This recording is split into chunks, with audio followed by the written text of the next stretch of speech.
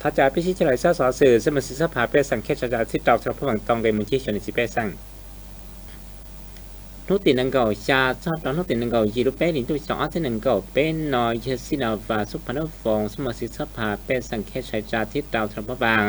ต้องมุลปอมุนที่ชนสิเปสังชื่อลูกจอทะเลลูกจอเสียงทองลูกจอมโนลูกจอโพสีลูกจอนาอวน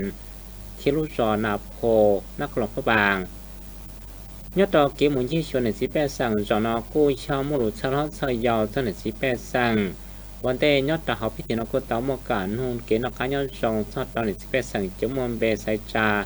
เดกาสายยสมุสิกสภาแห่งศาสตร์ส่วนตากู้ตามัวเตเจียนชีสอเตียวต้องยุทธสมัยสมันจดที่ปล้องแต่สภาแห่งศาสตร์ที่จัว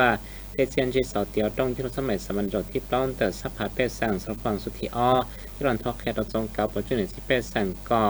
มวกเกตต้องข้าเชียร์ท่านชิโร่ต่อใจยัวยอดดาวเขาต้องยุโรดีทางละนอชิจอจอนชิโร่เราจะหมดตั้งชาปฏิบัติก่อต่อใจเซียนชีจองชาชอยชิโกต่อชาให้ทอเกจอนหย่อเกสังมันเต้าจันต่ออยากจีจงยอดดาวเขาลูกกันตุกคือนอปตาเตกูเต้าสังมันเกยอดดาวฟ้ากาจีคอเศรษฐกิจชิ้นหนึ่งเขาเตียเตเปรุเตชาวกูเต้าใจเตสื่อสังเกตปวดจั่วเขาเตียเตนอกุยหันเต้าจันต่ออยากจึงเจ้งหมายย่ออยากเต้ามกเก่าจั่วเทียเตสื่อสั่งต่อสั่งมาจียงนักร้องเตเตตัวเราเนี่ยเชียวเฟิร์ตัวตองเกตอกี้เตของสิทธิ์ข้าเรากี้ขนมคู่ยังขอสมัครเกยวัดเรากาจีคอเนี่ยสิเป็นสำนักจังเชียงใหม่ชอบการเอาเกเฮา